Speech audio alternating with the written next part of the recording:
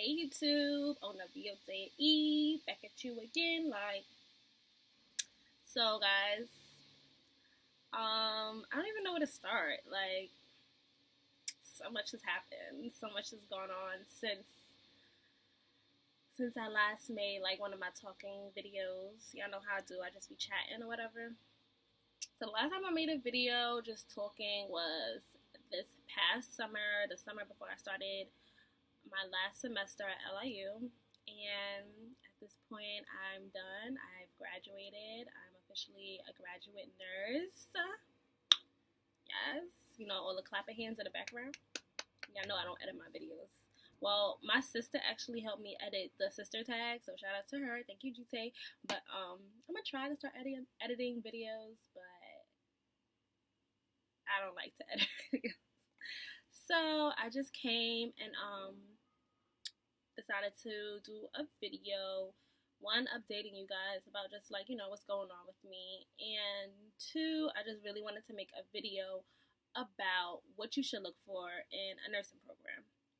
I know, had I thought about these things before I went off to college, I probably maybe would have finished on time or whatever, but God still has his planning and his timing, and whatever he says, that's what's going to happen.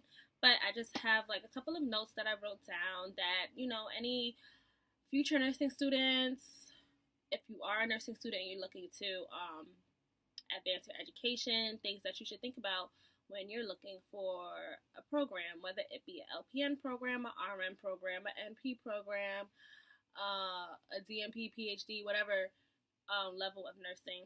These are just some things that you should think about. Granted, I only have up to a bachelor's experience with nursing programs, so if I miss anything, or I probably just don't know about it yet, because I'm still on my own journey as well. So what to look for in a nursing program, and the number one thing that I'm pretty sure everyone looks at first is the requirements.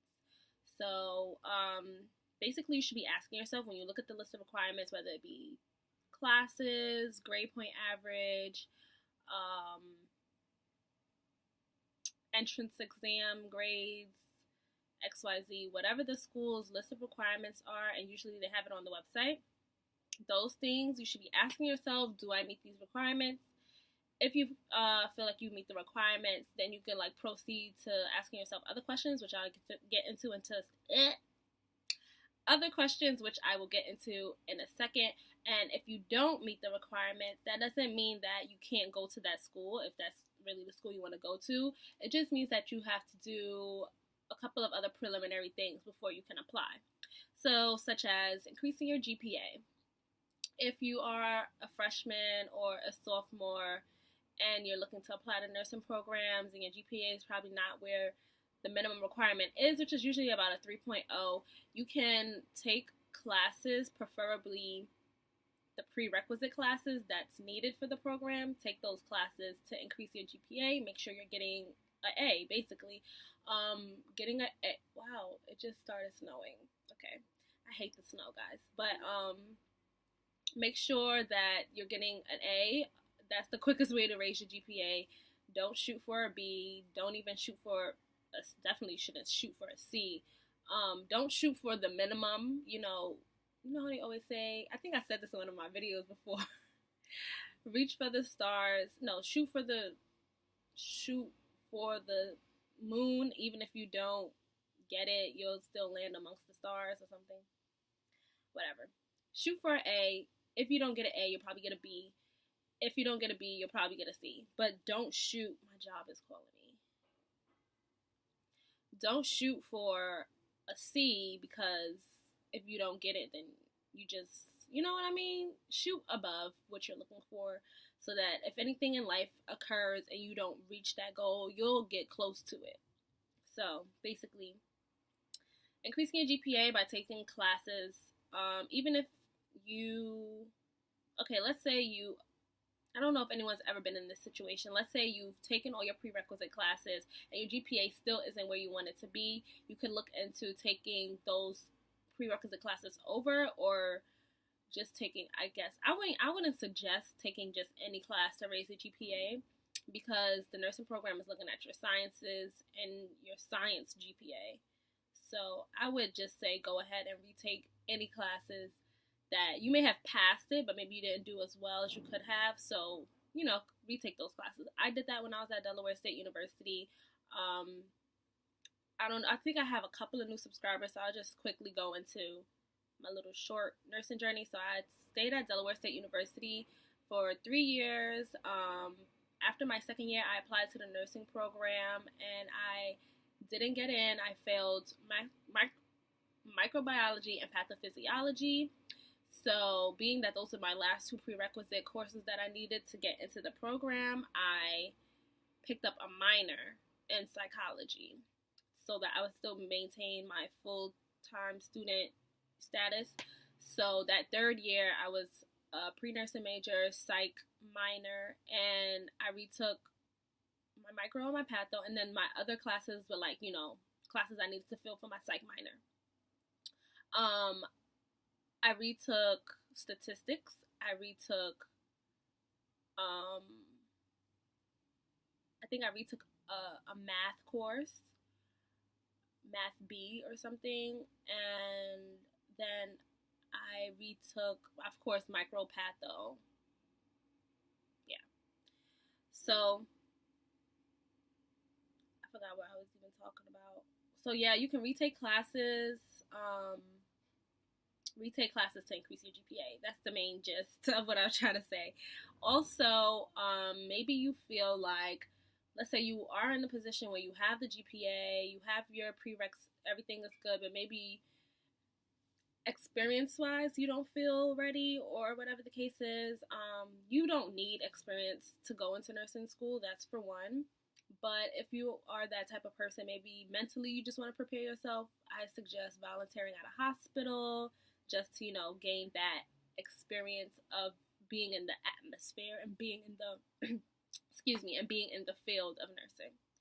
So, those are some things you can do to, prepare for a nursing program. So then another question you should ask once you feel that, okay, you have the requirements, you can apply, and your chances of getting in are significant, then you need to ask yourself, what is the progressionary rules for the program? What's the minimum GPA that you need to progress to the next semester, next stage, next courses, whatever the case is?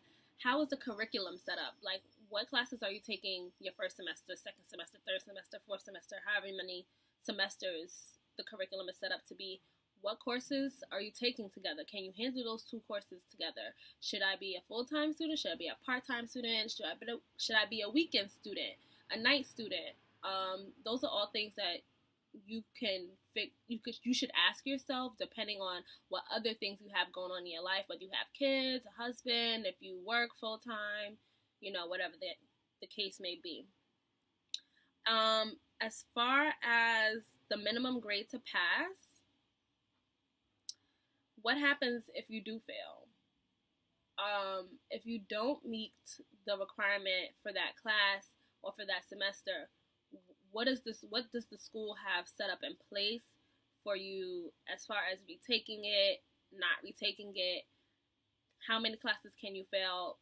For example, at LIU, you can only fail one time. You fail one time, you're allowed to repeat that course, and you have to pass with a B average, like that C minimum, because at LIU, I believe the C, it's a 76.45. They're probably going to change that, so don't quote me. But while I was there, it was a 76.45, and I believe that's a C. So C is a minimum for everyone, but if you fail a course and you repeat it, that is no longer your minimum. Your minimum is now like an 80 or something. So what is the school's rules as far as retaking classes? Does your minimum grade change? And what happens if you fail a class, retake it, and pass that class, but maybe you fail something else later on down the line? What does that mean for you? I know at LIU that means you get the boot. And I don't know if I meant to say IE, but FYI, there's always ways around these rules. I'm gonna just leave it at that, okay? There's always ways around it. Talking to people, knowing the right people, and yeah, there's ways around it. What else? Okay, so clinicals. I want to talk about clinical as far as time and placement, because class time is class time, which is so separate from clinical time. So you may have class 2 days a week, and usually every class has a clinical. You need to be asking yourself, do I have time to do class and clinical and go to work? Because that's the position I was in while I was at LIU. Class, clinical, and work was literally my life. I only slept on the weekends. So do you have to find your own placements? Is your school going to place you? Are they going to place you near where you live? Are they going to place you wherever they could find you? Are you going to have to travel? Do you need a vehicle? Do you need, I don't know, some type of monthly transportation pass? These are all things that you should take into consideration. And gonna go back to pass or fail. I think I kind of touched on this. Pass or fail, what happens if you fail? Can you retake? Okay, this is what I wanted to say. If you fail, God forbid you fail, when can you take that class next? And like, how soon can you take that course? Do you have to wait until next semester, or do you have to wait until next year? While I was at Delaware State University, that's why I actually picked up my psychology minor, is because the 2 classes I failed, I couldn't take it in the fall. They were only offered in the springtime. So you need to ask the school, how often are certain classes offered? What's offered once a year? What's offered twice a year? What's offered every semester? What's offered, because some schools have the summer sessions, like what's offered in the summer, what's not. These are things you need to know, because God forbid you're in a position where you fail this course. You need to know how much more time is being added on to your stay in that program. Because in LIU, they offer classes every semester. You fail something, you only adding on another semester to the length of time that you were supposed to stay there, as opposed to some schools that offer classes once a year. And now that you failed one class in one semester, you're adding a whole extra year as opposed to one semester to your stay. So how often a class is offered, and how many times can you fail, which I said already. How many times are you allowed to fail a course before they give you the boot and ask you to leave? Is it 1 time? Is it 2 times? Is it 0 times? And all of these together are things that you should ask yourself before applying to a program, because, like I said, had I known, Delaware State University only offered classes once a year. Honestly, all right, let me just be playing with you guys right now. I went to Del State because I wanted to be an AKA. Like, I wanted to go to HBCU. I wanted to go to HBCU that offered a nursing program and had Alpha Kappa Alpha Sorority Incorporated. Those are my only 2 things. If you had nursing, if you was at HBCU, and honestly, HBCU kind of came in afterwards, because I started watching like HBCU videos on YouTube. I was like, oh wow, HBCUs are lit. But at first, I was just looking for any school that had nursing and AKA. That was it. That was all I was looking for. I didn't care about the price. I didn't care about, and I should have cared about the price because my ass is in debt right now. But yeah. So I went to Del State because I wanted to go to HBCU that had nursing and AKA, and their AKAs weren't like, suspended, or because a lot of schools have a lot of schools have AKAs, and then their chapter has been suspended for like 10 years. So like, if you're trying to be Greek, look into that as well. Make sure the chapter is not suspended. Okay. So where does that bring me? This video is kind of long. So yeah, guys, that was all I had to say as far as what you should look for in a program. If you have any questions, leave it below. I should end this video, but I'm probably not going to, because I still want to talk about, how I'm a graduate nurse now, whatever. I have my little lamp and everything. Wow, you can't even see that. Yeah, it says LIU. You know, I have my lamp or whatever. Yeah, so I graduated. Technically, I didn't graduate yet. I graduate this month actually, but you know, the pinning ceremony was last month. It was December 21st. We wore all black, had my stole, had my honors cord. It was really cute. Wasn't that inspirational as I thought it would be, but whatever. I'm done, y'all. It's like anybody who's been watching my videos, y'all watched me from when I was looking for an LPN program to go to, like, be. Actually, I have videos from when I was at Delaware State University. I have like one video on my other channel. I don't know if you guys know, but I have like my old channel linked to this channel. I don't even know the password or information to that account anymore, but I didn't want, you know, it was videos I made when I was like, I have videos in there from like high school. Like, if y'all really want to know what I was like before, what I looked like before, I mean, I look the same, but I was just wanting to let you guys know I have really old videos from like high school, like ninth grade.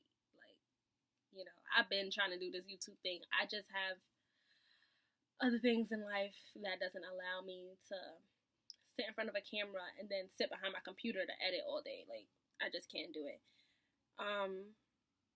But yeah, I think I'll leave it at that. If you guys have any specific questions about LIU, if anybody has questions about progressing through LIU,